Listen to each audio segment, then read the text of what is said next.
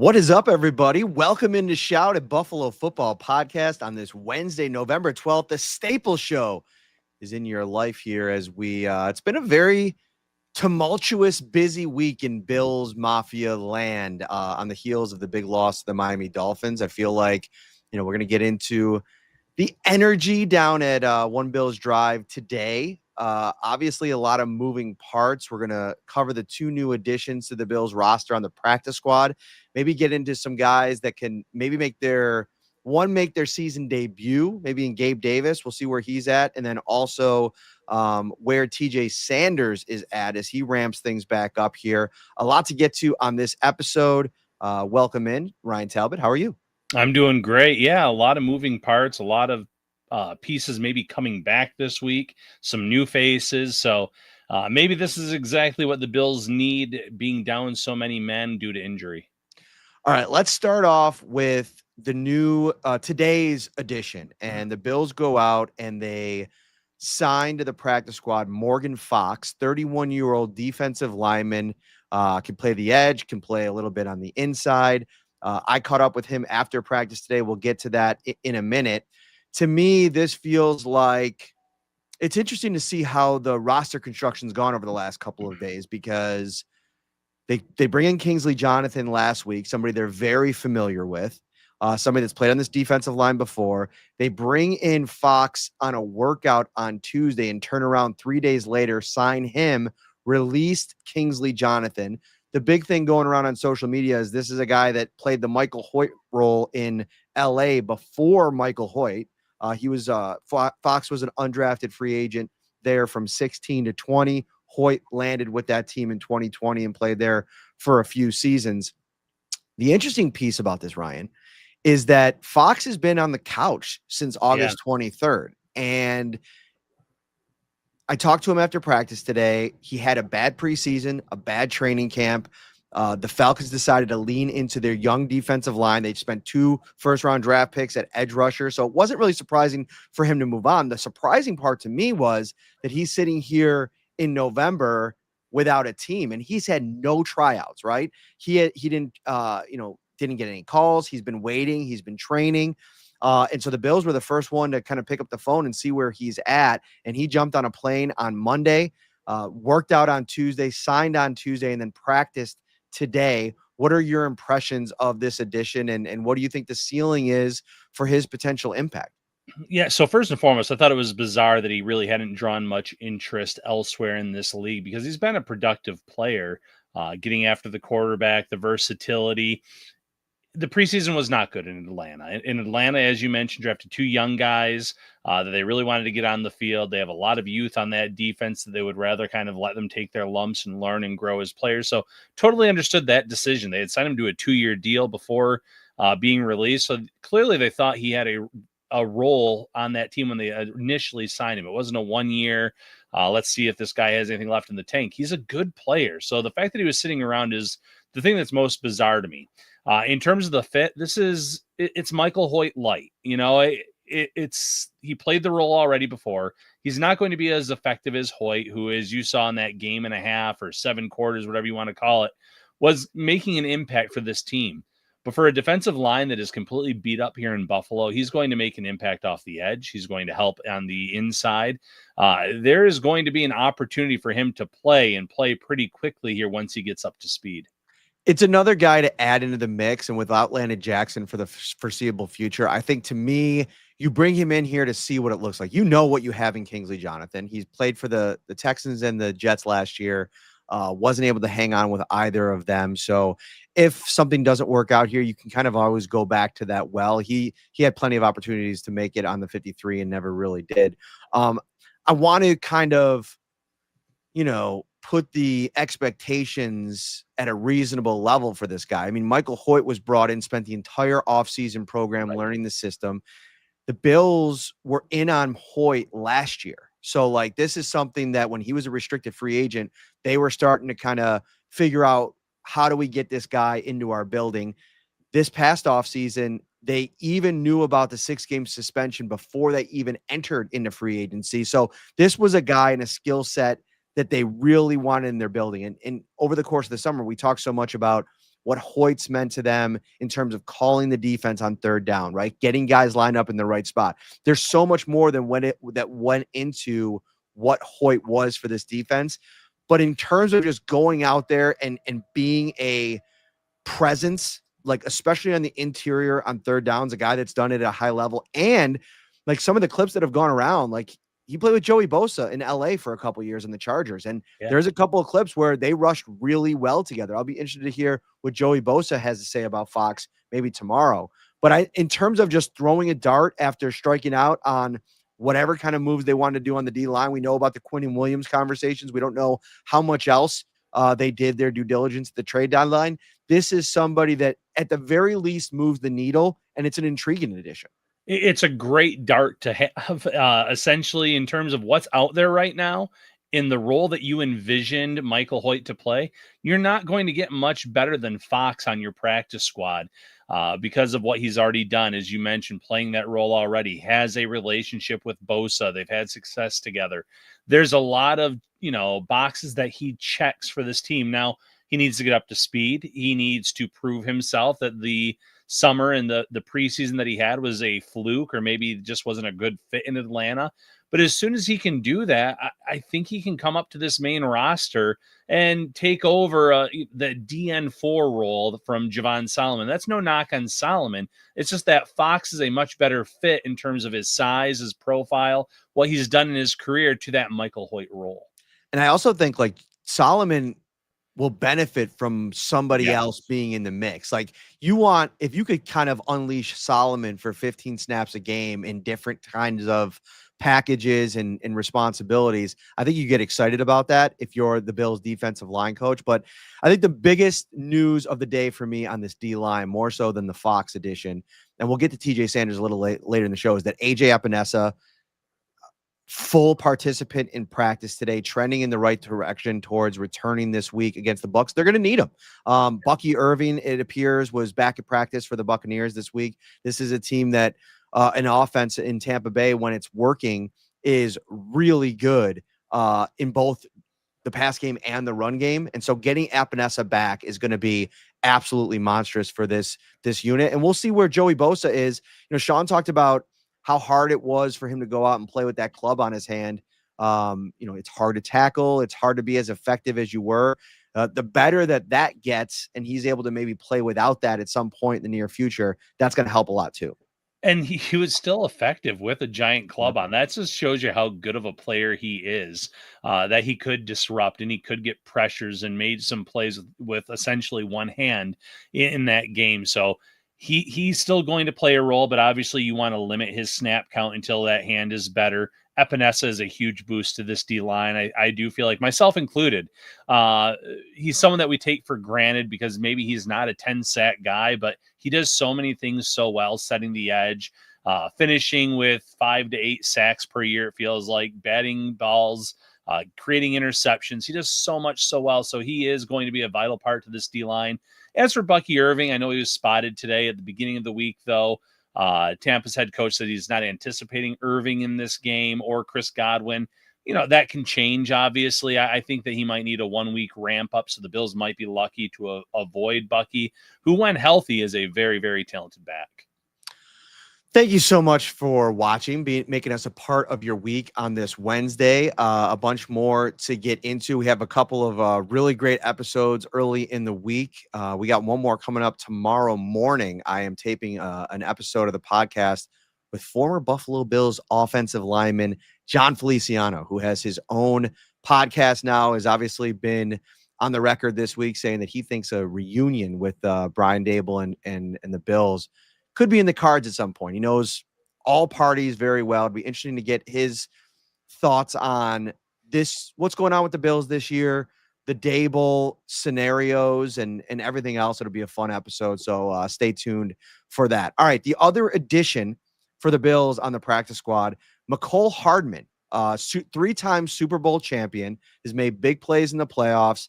In a lot of ways, early in his careers, there are some parallels to Keon Coleman. Like, I remember when they drafted him in the second round, there were some moments, it might have been the third round, I got to go back and look, but either way, there were some moments early on where I felt like Chiefs fans were wanting more from him, right? Like they drafted him, especially after Tyreek Hill went to Miami, like for him to step up into a larger role, and it never really materialized. He left and then he went back to Kansas City, and he's kind of been sitting out there as well as a free agent the last couple of months. He was waiting for the right opportunity post training camp. He's excited to join the Bills. I think the fastest path to him playing is maybe in the return game. And then what are you laughing at over there, Talbot? You having a little side conversation? Like, No, my dog's actually trying to look out the window to start barking. I'm actually trying to get its attention over here to stop more than anything else. it looked like you were kind of like looking down at your phone, like somebody was saying some funny stuff Yeah, to you no, during my little rant here. No, it's okay. If he barks, he barks. Let him bark. yeah, It's all good. Dogs are made to bark, Talbot. they are Anyway, made to bark. So with Hardman, I think that's the easiest path, right? Like let him return kicks, maybe throw him out there in a specific package as well. But to me, as exciting as this might be as an addition to kind of see what it looks like, he's played throughout his career basically like split. 50% of his snaps have been out wide, 50% in the slot. He's versatile. Sean talked about that today. To me, the guy that has a lot quicker path to playing time as a receiver is Gabe Davis. And it feels like he's ramping up tremendously this week.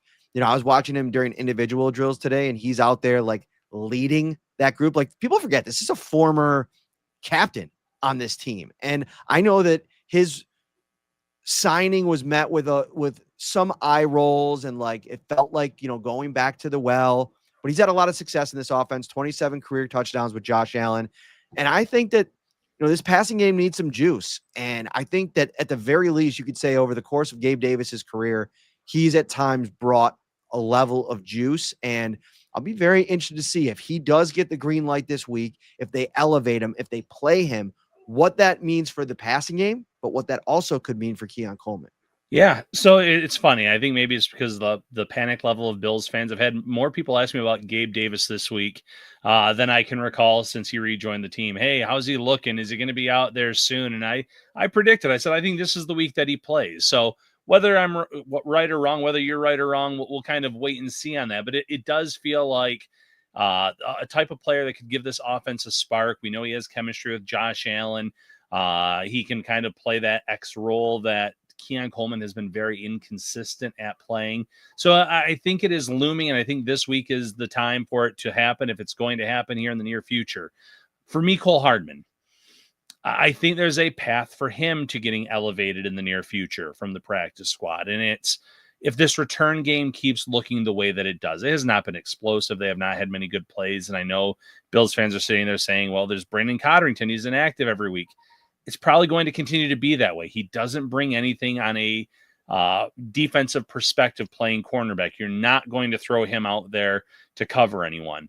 In the case of Hardman, if you elevate him or eventually even sign him to this roster, he can play defense. He has that 4.33 speed. He can clear, clear things underneath for players by just running those go routes. And then he can help as a kick returner, punt returner, second team All-Pro, Pro Bowl nod as a rookie in 2019 for his return abilities. So there is some juice there. I think that both receivers can help out in due time, but if one's going to step up in the near future, it's definitely Gabe Davis.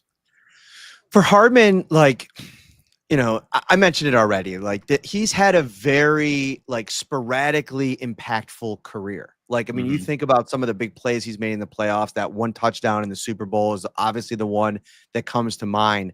I don't necessarily think that he's like a fix, right? Like an immediate fix to your passing game or your deep passing game. But you've tried the Elijah Moore and Curtis Samuel experience. Maybe it's worth at some point throwing him in there, Hardman, seeing if it looks any different. And if it does, then you lean into that and find a way. Like, for whatever reason, they have not felt comfortable, whether it's Joe Brady from a schematic perspective or Josh Allen from a decision-making quarterback perspective, throwing the ball on the outside of the hashes to Moore and Samuel. Like, it just hasn't happened at all this season, like frustratingly so for Bills fans. So throw Hardman out there, see if maybe you can't come up with a package. And I think Davis, that's somewhere where I think that he won over the course of his career. Maybe not so much with Joe Brady. I'd have to go back and actually watch his 2 really productive games under Brady to see, where he was winning, what parts of the field. But I mean, go back to the highlight reel. I mean, in 2021, he's not the same player that he was then. I would imagine the injuries have definitely added up. But I don't know, man. I still think with the way that this team has been able to run the ball, if you could find some kind of dual threat, aggressive, even if you have to go tempo and up, go fast, 2-minute offense, I think Gabe Davis, even if it comes down to the scramble drill, can add an element to this passing game. Scramble drill, he was elite. He was great. He was always that player that Allen seemed to find along the sidelines and do the toe touch to keep the ball in bounds. So the playoff game against the Colts comes to mind from years ago, where he really helped the offense kind of get out of a lull in the first half, late in the first half, and get the team moving. So we know what he can do. He's not coming in here. I know I see some people saying he's not going to be this fix for the offense.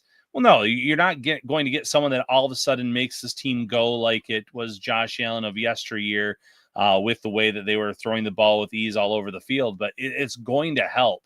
It's going to be maybe an upgrade over some of the players that have been thrown out there on the field that have not been able to contribute consistently.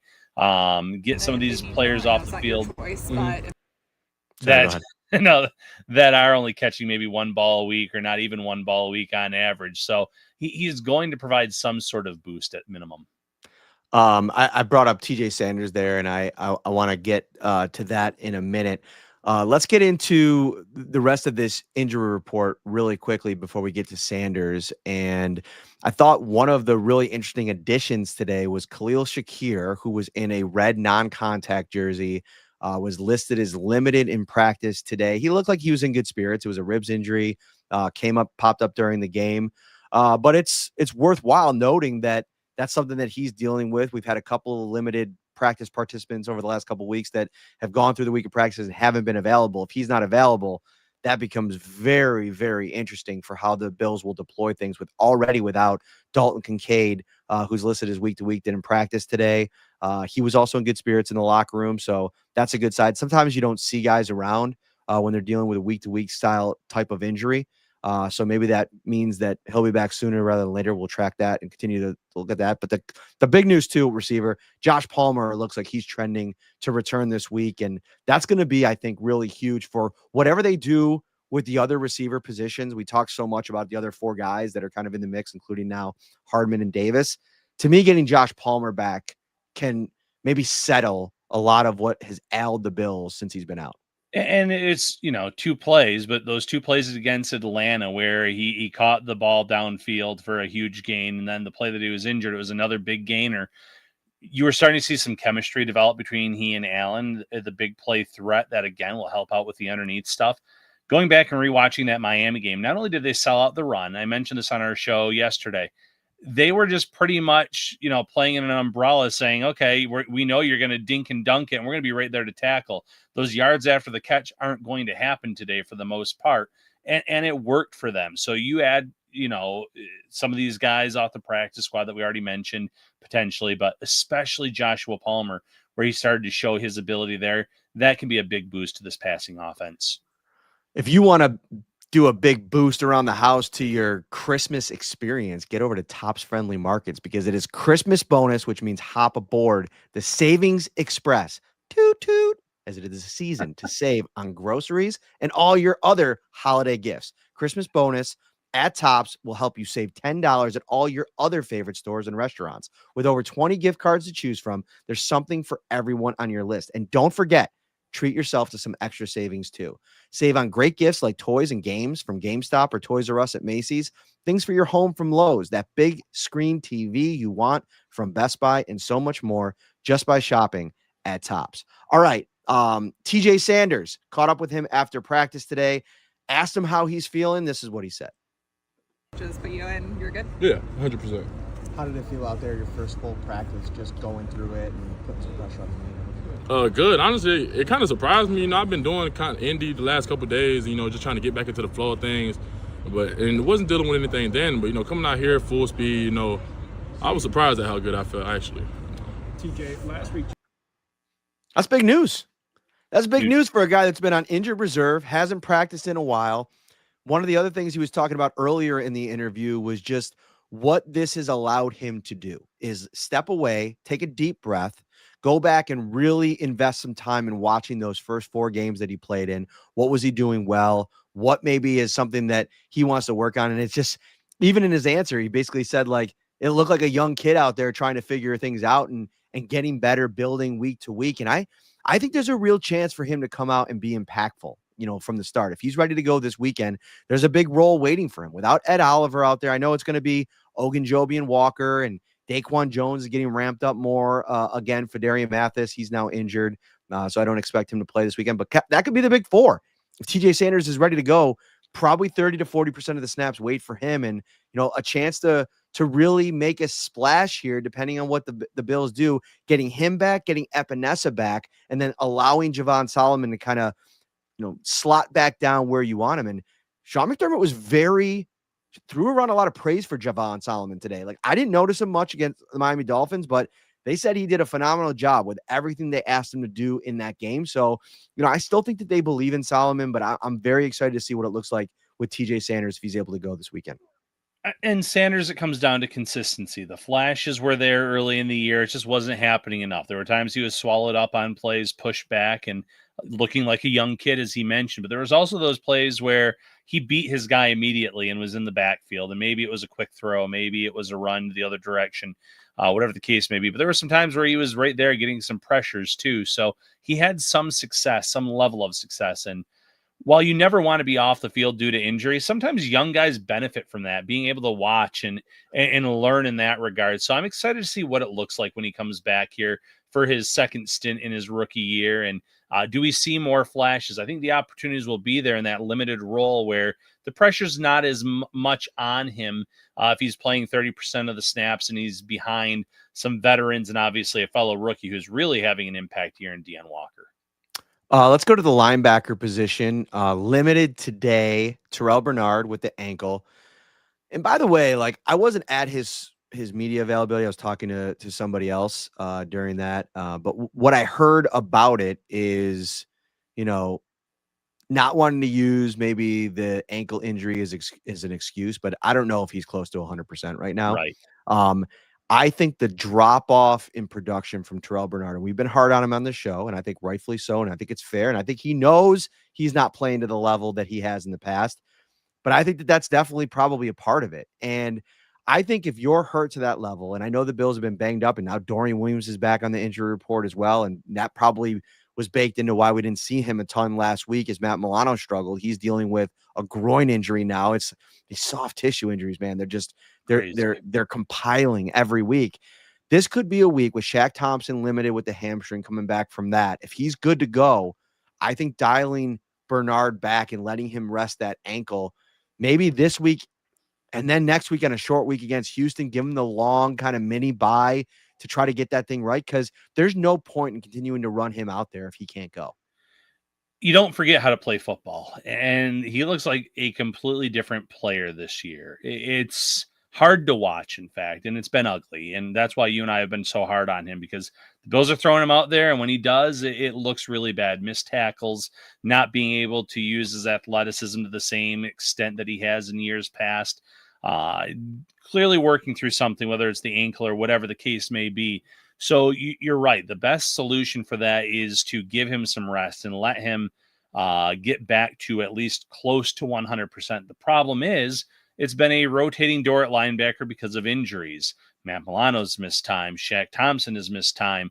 You go down the list now, Dorian Williams, and they don't want to have Buffalo Joe out there playing significant reps near 100% and anything like that. So it's been tough because you're throwing these guys out there. They're not playing as the best versions of themselves, and it has really hurt the position. That has been the weakest position on this team.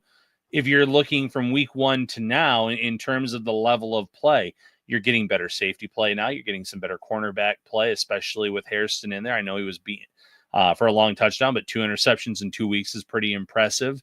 And then in the front, coming off of that Chiefs game, I know it was really bad last week, but you look at the injuries and the fact that you had Daquan Jones playing off the edge, that answers a lot of the issues that they had against Miami. it's a linebacker issue for this team, and they need to figure something out in terms of getting these guys as healthy as possible. So that way, in the playoffs, getting in there, whether it's a wild card team or winning the East somehow, some way, that unit is not such a liability. If you don't want to have any liabilities in your holiday travel, then get over to Amtrak.com right now and hook it up. Make memories this holiday season. Have you ever been to New York City at the holidays? New York City during the holidays is magical, and taking the train is part of the experience. It's a great way to take the family or a group of friends. No driving, stress-free, and relaxing. You don't sit in traffic. You sit in comfort. No middle seats, generous luggage policy, ease of travel, and you can arrive in comfort. Free Wi-Fi, and kids ride 50% all of the time. Get to the game. Amtrak gets you right into downtown Buffalo. Just a short ride share to the stadium. Any way that you want to travel in November, December, and beyond, make sure you consider Amtrak as part of it. What's up, buddy? What else we got? What do we have to go here? You got any other dog conundrums over there in Olean? Just the noises that Reggie's stomach's making right now. It's making me a little worrisome. I'm not going to lie to you. But no, that's the only thing on my plate. But I did enjoy the playful banter between Josh Allen, Baker Mayfield, two quarterbacks from the same draft class. Mayfield, making fun of how tall Allen is, but saying he has small hands, and Allen firing back with, this is a guy that wears two gloves playing golf. It's nice to see that these two are still good friends that can jab each other back and forth with these jokes. Looking forward to this quarterback matchup. My two favorite quarterbacks from that draft class, and seeing them play head to head is going to be fun this weekend. I'll be interested to see how, we'll get into this in the preview show, just how the Bills are going to attack this defense offensively, because I think that they're a pretty solid run defense, but they could also force turnovers. It's going to be a close game, I would imagine. I expect the Bills to come out and with energy, with an attitude, all the things that Sean McDermott has been talking about. It was interesting too today. I don't know if you watched Sean McDermott's press conference, but it just felt like there was a giddiness to him. And sometimes I feel like he gets like this when the Bills get smashed in a game. Oftentimes Sean that next week, I don't even think he can control it. I think it's something like, oh man, this gives me a reason to really, I don't want to say get on these players, but show them that here, everybody's doubting you now, right? People are calling for people's heads, some jobs, firing the offensive coordinator, firing the defensive coordinator, this and that. Do they have the right play pieces? I think Sean thrives on that. And I think that as a head coach, this is his happy place, his comfort zone, to be able to really lean into the outside noise, the messaging, to really motivate his team. Sorry, barking dog. No, I agree. I go back to the playoff game last year against Baltimore when you asked them, are you guys big enough to stop the Ravens? And the motivating factor there. I'm going to go take him out real quick so that way you can keep talking for a minute. Look at Talbot just having an absolute meltdown with doggy number 2, I think, over there, and leaving me. He's empty right now. This is a one-man band show. As we sit here on this Wednesday, November 12th. Now, to be fair, I do this to him occasionally, if I'm coughing or sneezing, and put him on the screen by himself. I think we're professionals, and we can handle it for a few minutes. You're back.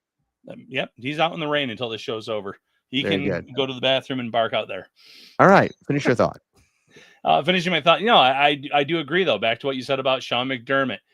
He gets fired up in these cases. That playoff game last year where you kind of said, are the Bills big enough to stop Derrick Henry? And he kind of gave you a we'll see and stopped it right there.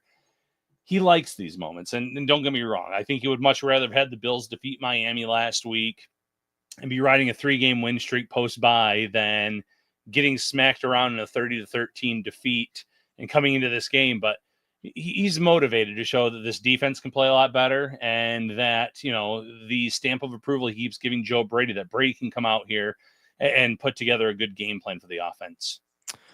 All right. I think that's going to do it. Let's get into some housekeeping here before we call this episode an episode. We'll be back with 2 more this week before the game. So plenty of content here on Shout. Number 1, our next live show is Thursday, December 18th. At Turning Stone Resort Casino in Verona, New York. So make sure you get out there. If you're in Central New York, or you can make the drive and make it an overnight. We'll watch Thursday Night Football. We'll talk Bills. We'll hang out. It's always a great time at Turning Stone, and you're smack dab in the middle of a casino to hang out and call PETA on Talbot. That's great. But no, I can't wait for Turning Stone. And then the next live show at Wingnuts, the airport location, 4300 Genesee Street. We locked that in today, December 27th, the night before the Philadelphia Eagles game. So if you're coming to town for the holiday week around Christmas and you're hanging out maybe for the Eagles game, come hang out with us at the airport location for Shout Live at Wingnuts. Hey, that's perfect. Someone was just asking about a December date, and I said, we haven't booked anything yet. So now it's on the books, December 27th. See you there, Bills Mafia. All right, that'll do it for this one. We'll see you tomorrow. Take care, everybody. Enjoy the rest of your Wednesday.